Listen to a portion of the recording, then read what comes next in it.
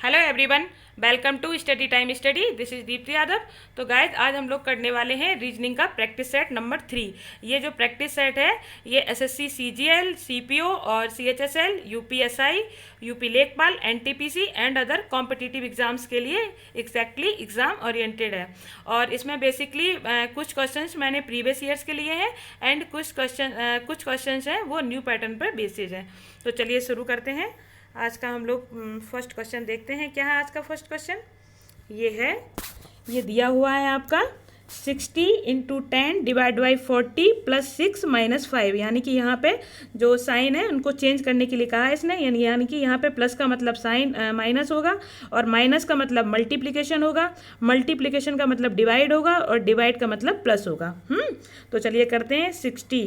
तो यहाँ पे क्या है? मल्टीप्लिकेशन है। अब इसका मतलब क्या होगा? डिवाइड होगा। तो यहाँ पे कर देंगे हम लोग 60 डिवाइड बाई 10। और फिर यहाँ पे क्या है? डिवाइड का मतलब प्लस है, यानी कि प्लस 40 हो जाएगा। और फिर प्लस है वहाँ पे माइनस हो जाएगा, -6 और इंटू 5 हो जाएगा। क्लियर? अब हम लोग जैसा कि जानते हैं कि डिवाइड और मल्टीप्लिकेशन को हमेशा साथ में करते हैं। तो 10 6 जा 60, यहाँ 6 हो जाएगा, प्लस 40 -6 5 जा 30। ओके, ये हो जाएगा 46 माइनस 30 इज इक्वल टू 16। यानी कि option C is the right answer. Clear? चलिए नेक्स्ट क्वेश्चन है second. 3 of the following four words area like in a certain way and one is different, pick the odd word out। अब यहाँ पे हमें odd बताना है एक। अब देखिए यहाँ पे नेपाल, आयरलैंड, इंडोनेशिया, अफगानिस्तान, यहाँ पे 4 कंट्री दिए हुए हैं। देखिए ये वर्ल्ड ज्योग्राफी का क्वेश्चन है या फिर कह सकते हैं जनरल नॉलेज का क्वेश्चन है। तो यहाँ पे आप देख सकते हैं कि नेपाल, इंडोनेशिया और अफगानिस्तान ये तीनों के तीनों एशिया महाद्वीप के हैं, और जबकि आयरलैंड है ये किसका है? ये यूरोप महाद्वीप का देश है। ठीक है, तो यहाँ पे option B is the right answer. यही क्या है? ऑड है ये। ठीक है, चलिए नेक्स्ट क्वेश्चन है आपका, which number will replace the question mark. कौन सा नंबर है जो क्वेश्चन मार्क को रिप्लेस करेगा? तो चलिए देखते हैं। देखिए यहाँ पे क्या है? 7 4 11, 11 7 18, 18 11 29। अच्छा, इसमें कुछ नहीं है, बस पीछे वाले नंबर को ऐड किया है। देखिए यहाँ पे 11 में 7 ऐड कर दिया तो 18 हो गया, 18 में 11 ऐड कर दिया तो 29 हो गया। अब 29 में 18 ऐड करेंगे तो कितना हो जाएगा? 9 8 17 के साथ से लगा 1 2 3 1 4 47 हो जाएगा। यानी कि option D is the right answer. अब देखिए 47 में अगर हम लोग 29 ऐड करेंगे तो 76 आ जाएगा। क्लियर? चलिए नेक्स्ट है मिरर इमेज का क्वेश्चन है। मिरर इमेज का कॉन्सेप्ट क्या कहता है कि जो पास वाली चीज़ है वो पास दिखती है और जो दूर वाली चीज़ है वो दूर दिखती है। ठीक है, तो चलिए इसी बेस पर हम लोग करते हैं इस क्वेश्चन को। ये कैसे दिखाई देगा? इस तरीके से कुछ दिखाई देगा। ठीक है, ऐसे बनेगा। उसके बाद फिर ये ऐसे करके बीच से लाइन जाएगी, ये जाएगा। अब देखिए ये जो लाइंस है ये सीधी सीधी लाइंस ऐसी की ऐसी यहाँ पे दिखाई देंगी। ठीक है, उसके बाद फिर क्या है? जो ये वाला वो जो एरो है वो कहाँ दिखाई देगा? यहाँ पे दिखाई देगा। ठीक है, यहाँ पे, क्योंकि देखो ये इसके पास में है तो ये इसके पास में ही होगा। ठीक है, और उसके बाद जो ट्रायंगल है वो ट्रायंगल दूर है तो ट्रायंगल यहाँ पे भी दूर होगा। अब देखिए यहाँ पे ऑप्शन एलिमिनेशन देखते हैं कि कौन सा ऑप्शन यहाँ पे इसका सही होगा। तो ऑप्शन ए है, ऑप्शन ए सेम मैच कर रहा है। ठीक है, ऑप्शन बी नहीं है क्योंकि ऑप्शन बी में एरो चेंज हो गया है। ठीक है, ऑप्शन डी में तो पूरा सीन ही चेंज कर दिया है, और ऑप्शन ए में क्या कर दिया है? यहाँ पे लाइन चेंज है। ठीक है, लाइन चेंज है, और दूसरा नहीं, एरो चेंज है। लाइन तो सही है बट एरो चेंज है। तो यहाँ पे option A is the right answer. Clear? चलिए नेक्स्ट है आपका पेपर फोल्डिंग का क्वेश्चन है। चलिए इसको देखते हैं। देखिए सबसे पहले इसको क्या करेंगे हम लोग? इसको करेंगे ऐसे, इसको यहाँ से ऐसे करके इसको खोलेंगे। ठीक है, फिर एक सेकंड दोबारा से देख, यहाँ पे ऐसे इसको खोलेंगे, और खोलने के बाद जो ये कट है वो यहाँ, ये कट यहाँ आ जाएगा, एक कट यहाँ आ जाएगा और एक कट यहाँ आ जाएगा। ठीक है, तो देखिए चारों कट किस में हैं? चारों कट केवल डी में नहीं है, बाकी तीनों जगह में चारों कट हैं। अब देखिए जो ये वाला जो, एक सेकेंड रुक जाइए, बना देती हूँ एक बार ऐसे, और ये कट है। ठीक है, ये कट। अब उसके बाद जो ये पॉइंट है ना, ये पॉइंट एक यहाँ दिखाई देगा, ठीक है, एक यहाँ दिखाई देगा, एक यहाँ दिखाई देगा और एक यहाँ दिखाई देगा जब ऐसे फोल्ड करोगे, ठीक है। और फिर इसको खोलोगे तो एक यहाँ दिखाई देगा, एक यहाँ दिखाई देगा। इस तरीके से ये पॉइंट आएंगे। अब देखिए किस में है, इसमें ऑप्शन ए में ये वाले एक्स्ट्रा आ गए तो ये वाला नहीं होगा, ठीक है। ऑप्शन डी में, ऑप्शन डी भी नहीं होगा, ठीक है। ऑप्शन डी तो पहले ही एलिमिनेट हो गया क्योंकि इसमें तो 2 ही थे, इसलिए तो पहले ही एलिमिनेट हो गया। अब बात करें अगर ऑप्शन बी की, तो ऑप्शन बी यहाँ पे सही है क्योंकि ऑप्शन सी है वो इसमें जो लाइन है वो ऐसे ऐसे हैं, ठीक है, और इसमें कैसी कैसी हैं, ऐसी ऐसी हैं। तो option B is the right answer. Clear. चलिए नेक्स्ट है आपका सेलेक्ट द वेन डायग्राम। और हम लोग को क्या देखना है, वेन डायग्राम देखना है, ठीक है। वेन डायग्राम को किस तरीके से सॉल्व करते हैं, तो किस किस के बीच में रिलेशन बताना है हमें यहाँ विलेजर्स, पुअर पर्सन्स और मेल्स, यानी कि ग्रामवासी, गरीब व्यक्ति और पुरुष। तो देखिए ग्रामवासी और गरीब व्यक्ति और पुरुष इन तीनों में ही सम का रिलेशन होता है। तो यहाँ पे आपका हो जाएगा option D. Option D is the right answer. Clear. चलिए नेक्स्ट है अब if the word angel is coded BOHFM। अच्छा, एंजिल को इन्होंने BOHFM से कोडेड किया है, तो आपको बताना है सैवेज को किससे कोड करेंगे। तो चलिए देखिए यहाँ पे क्या किया है, एंजिल यानी कि ABNO और GHEFLM। यहाँ पे बस कुछ नहीं किया है, यहाँ प्रत्येक लेटर में +1 ऐड कर दिया है, तो यहाँ पे भी आप 1 ऐड कर दो। फिर इसमें पूछा क्या है, इसमें जो सैवेज के लिए बनने वाले कोड में तीसरा अक्षर पूछा है इन्होंने, ठीक है। तो यानी कि V के लिए पूछ रहा है, तो V में जब 1 बढ़ाएंगे तो क्या आ जाएगा, W आ जाएगा, यानी कि option C is the right answer. Clear. चलिए नेक्स्ट है A cycle was sold for Rs 4,140 with a profit of 15%. At what price could it have been sold to earn a profit of 25%? यानी कि एक cycle है, उसको 15% के लाभ पर 4140 में बेचा गया है। तो बताइए उसको अगर 25% के लाभ पर बेचा जाए तो उसमें फिर उसका जो मूल्य होगा, रेट होगा, वो क्या होगा, ठीक है। तो देखिए यहाँ पे किसकी वैल्यू दी है, देखिए 100 हमारा CP हमेशा क्या होता है, 100% होता है, ठीक है। तो CP यहाँ पे क्या, यहाँ पे जब CP 100% होता है और CP पे कितना लाभ हुआ है, 15% लाभ हुआ है, तो यानी कि 115%। तो 115% की वैल्यू हमारे पास दी हुई है 4140, और यहाँ पे हमसे पूछ रहा है 125 की वैल्यू। तो 4140 अपॉन 115 इंटू 125। क्लियर। अब इसको हम काट देंगे, 23 पंजे 115, और यहाँ हो जाएगा 23 से कम 23 और 23 अट्ठे 18, 23 अट्ठे 184, यहाँ हो जाएगा 180। तो 180 गुणा 125, 18 पंजे 90, यानी कि 0, यानी कि हो जाएगा 4500। Option A is the right answer. Clear. चलिए नेक्स्ट हम लोग को बताना है कि इन चारों जो ग्रुप दिए हुए हैं इनमें से अलग कौन सा है, ठीक है, डिफरेंट कौन सा है। तो चलिए यहाँ पे हम देखते हैं H क्या होता है, H का 8 होता है, ठीक है, L का 12 होता है, P का 16 होता है, यानी कि 8 4 12 4 16, ठीक है। फिर B में देखते हैं 4 4 8 और 8 4 12, ठीक है, यहाँ पे भी 4 4 का अंतर है ना। और यहाँ पे P का 16 16 4 20 20 और 4 24, ये भी बिल्कुल सही है, 4 4 का अंतर जा रहा है। फिर यहाँ पे L यानी कि 12 4 16 16 और 1 17, तो ये अलग है, बाकी सब में 4 4 का डिफरेंस है। यहाँ पे ये अलग क्योंकि P के बाद तुरंत Q आता है, यहाँ 4 का अंतर नहीं है, ठीक है। तो option D is the right answer. Clear. चलिए नेक्स्ट है आपको बताना है कि इनमें से कौन सा अलग है। देखिए जो तमिलनाडु है वो कहाँ पड़ता है, वो साउथ में पड़ता है, सही है। और पंजाब है वो नॉर्थ में पड़ता है, ये भी सही है। और असम है वो नॉर्थ ईस्ट में पड़ता है, ये भी सही है। केरला नॉर्थ वेस्ट में नहीं पड़ता है, ये भी कहाँ पड़ता है, साउथ में पड़ता है, तो यही अलग है। तो option D is the right answer. Clear. चलिए नेक्स्ट है निम्नलिखित 4 संख्याओं में से 3 संख्याएं किसी एक प्रकार समान है। चलिए इसमें से हमें फिर से वही करना है कि कोई 3 नंबर एक जैसे हैं और कोई एक अलग है जिसको हमें फाइंड करना है। देखिए 2197, 1331, 343, 731। अब आपको अगर क्यूब याद होंगे तो आपको इसमें से सब कुछ नज़र आने लगा होगा कि 2197 है वो किसका क्यूब होता है, 13 का, और 1331 11 का होता है, 343 7 का होता है, बट 731 किसी का क्यूब नहीं होता है, तो यही अलग हो जाएगा। तो option D is the right answer. Clear. चलिए नेक्स्ट है आपको अरेंज करना है इन वर्ड्स को लॉजिकल फॉर्म में। तो चलिए अब देखिए यहाँ पे क्या है, डॉक्टर है और हॉस्पिटल है, सिकनेस है, बीमारी है, मेडिसिन स्टोर है यानी कि दवाई की दुकान है, फिर रिकवरी है, फिर होम है। तो देखिए यहाँ पे आप एक चीज़ समझ सकते हैं कि हम लोग सबसे बाद में क्या करेंगे, सबसे बाद में जब हम ठीक हो जाएंगे तो सबसे बाद में कहाँ जाएंगे, घर जाएंगे। ठीक है, तो यहाँ पे घर के कितने नंबर पे है, 4th नंबर पे है। तो जिसमें 4 सबसे लास्ट में होगा वही हमारा आंसर होगा। तो कौन सा है, ऑप्शन डी है ये, जिसमें 4 सबसे लास्ट में है। तो इसमें सबसे पहले क्या दिया गया है, सबसे पहले बीमारी होगी, बीमारी के बाद देन क्या होगा, हम लोग हॉस्पिटल जाएंगे, हॉस्पिटल के बाद क्या होगा, हमें डॉक्टर मिलेगा, डॉक्टर हमसे कहेगा कि दवाई लेके आओ, तो हम लोग दवाई की दुकान पे जाएंगे, उसके बाद फिर हम हमारी रिकवरी होगी, उसके बाद फिर हम घर चले जाएंगे, यानी कि option D is the right answer. Clear. चलिए नेक्स्ट है आपका, select the figure in which the given figure is embedded. Figure embedded का क्वेश्चन है, चलिए इसको देखते हैं।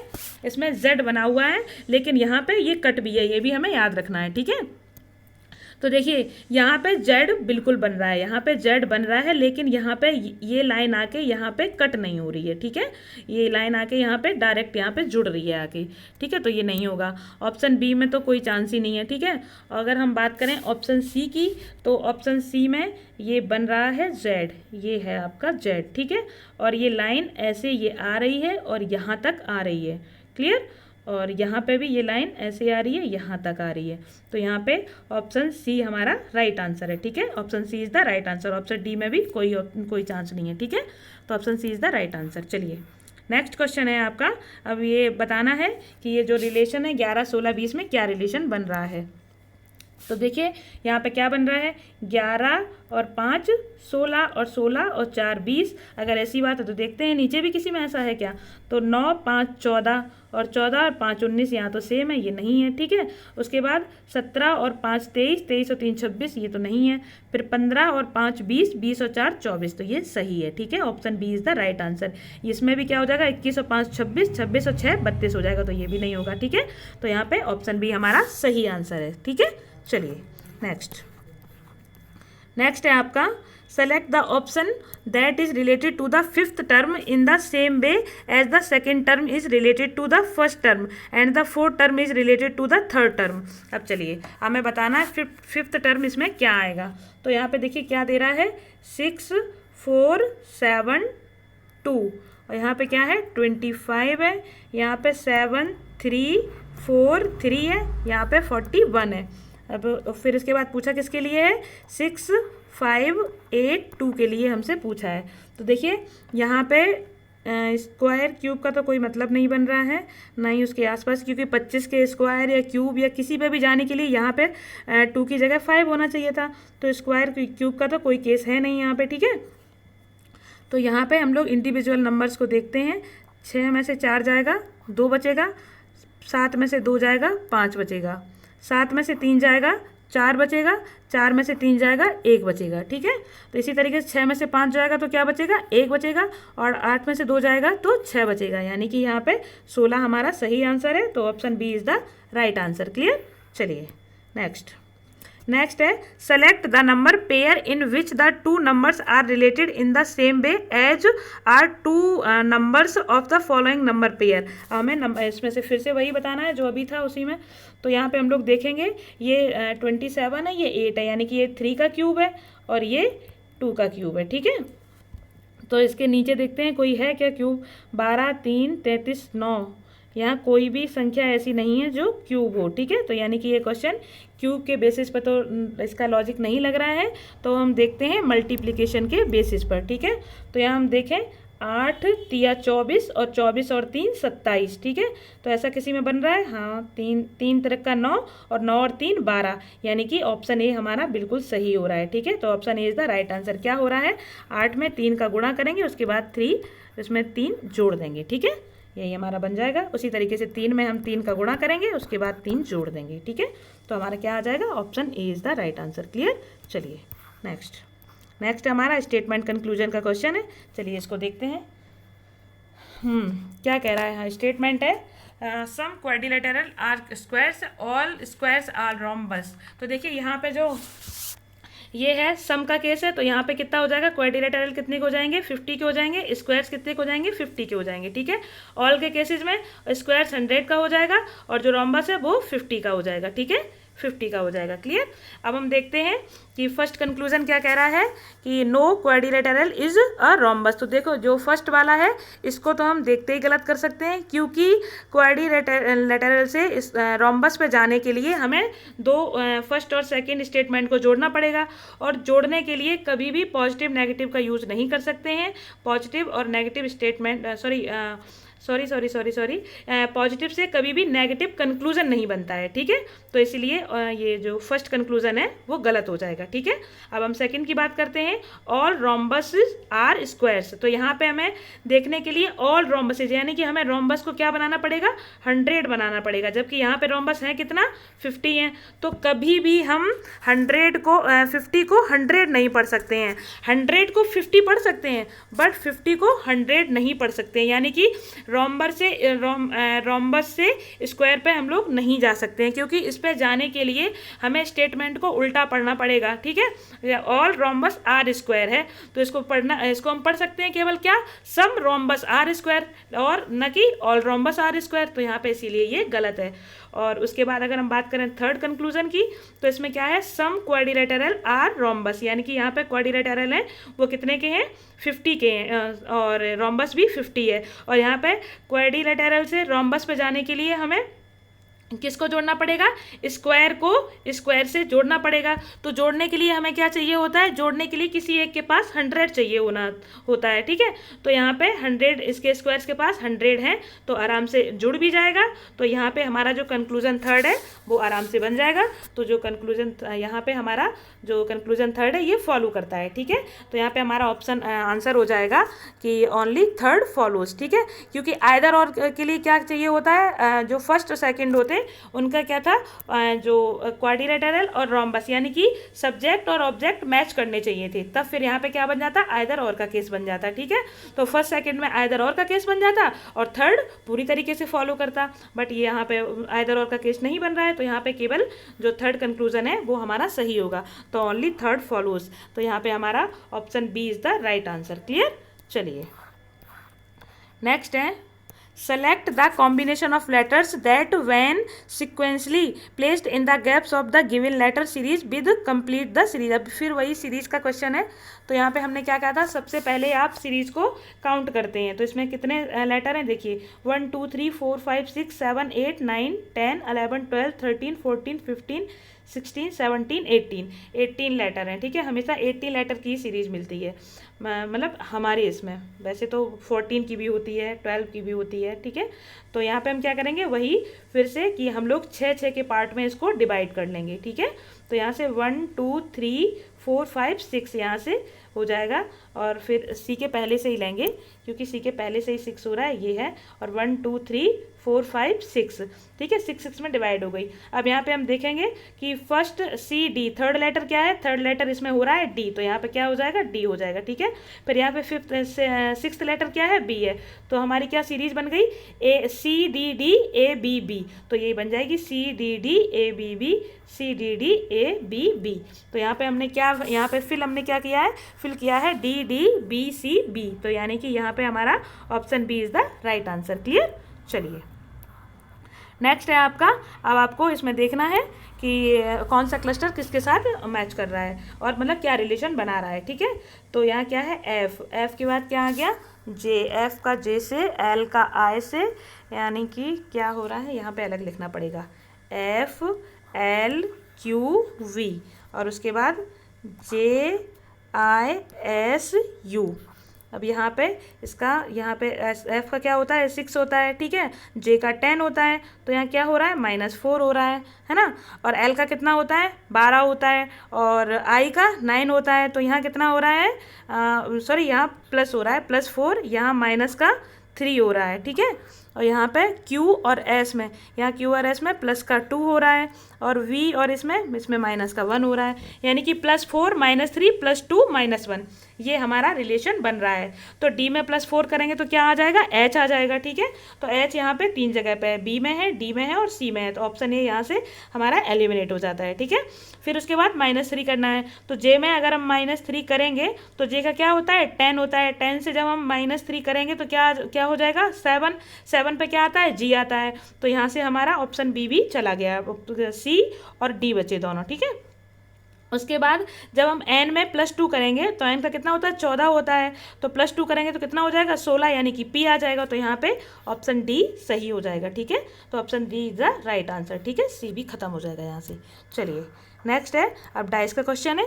चलिए इसमें हमने क्या बताया था कि अगर जितना जैसे 1 कॉमन अगर हो रहा हो तो यहाँ पे क्या करते हैं हम लोग, ये उसको कॉमन लेके या तो दोनों को एंटी क्लॉकवाइज चलाते हैं या दोनों को क्लॉकवाइज चलाते हैं, ठीक है।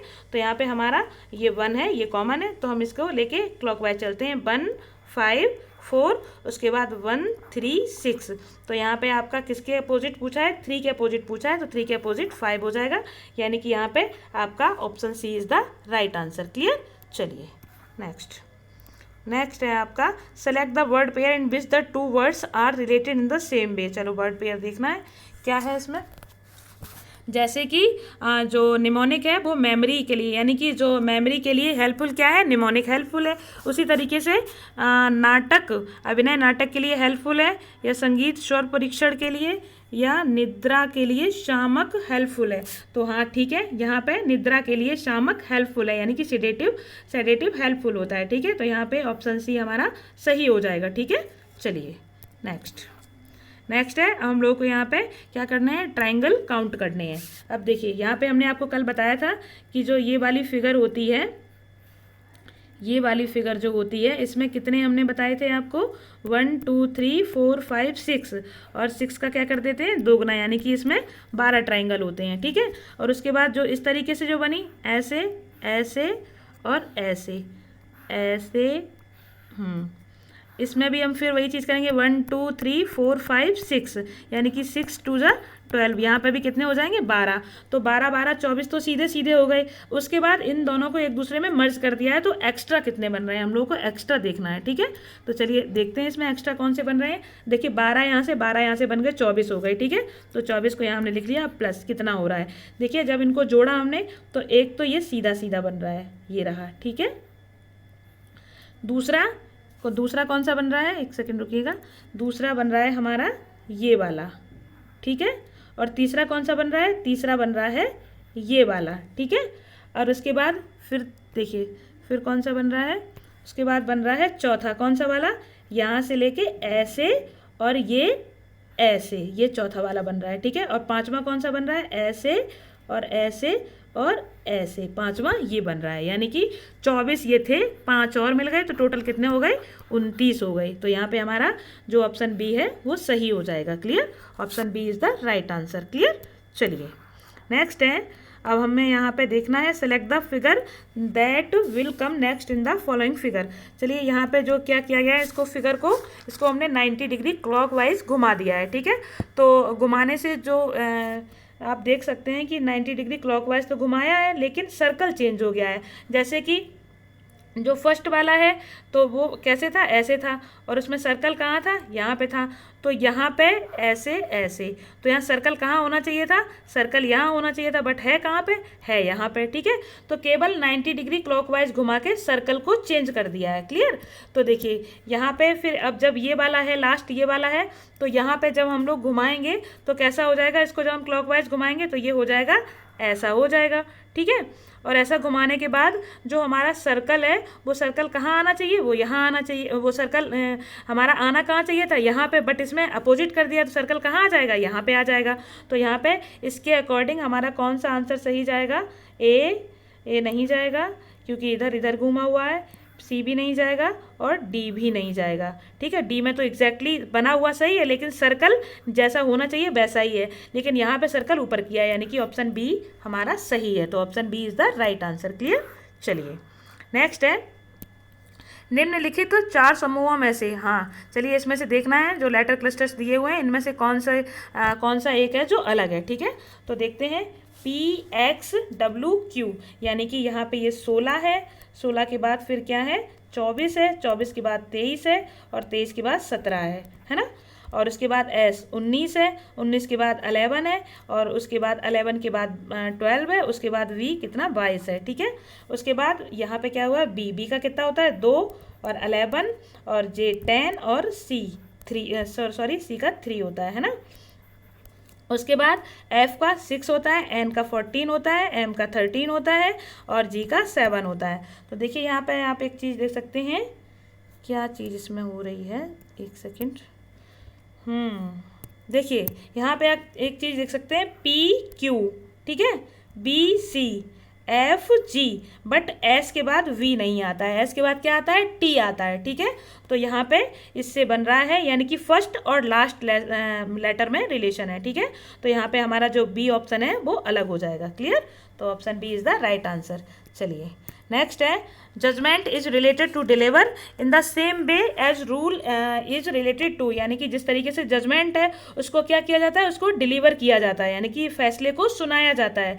उसी तरीके से जो कोई रूल होता है, यानी कि नियम होता है, तो उसको क्या किया जाता है, उसको ना ही प्रैक्टिस किया जाता है, ना ही उसको रेंडर किया जाता है, ना ही उसको फॉलो किया जाता है। रूल को क्या किया जाता है, पहले इम्प्लीमेंटेशन उसका किया जाता है, उसके बाद फॉलो किया जाता है। तो यहाँ पे आपका हो जाएगा option A is the right answer, यानी कि जो नियम होता है उसको पहले लागू किया जाता है, ठीक है। चलिए, thank you so much. I hope आपको हमारा सेशन पसंद आया होगा। अगर देखिए हम आपके लिए इतने अच्छे अच्छे क्वेश्चंस लेके आते हैं, इतना अच्छा अच्छा कंटेंट, क्वालिटी कंटेंट लेके आते हैं, तो आपकी भी रिस्पॉन्सिबिलिटी बनती है कि थोड़ा सा मेरे जो वीडियोज़ हैं उनको शेयर किया करिए, जिससे कि हमारे थोड़े से सब्सक्राइबर बढ़ जाएँ। ओके, चलिए, थैंक यू सो मच।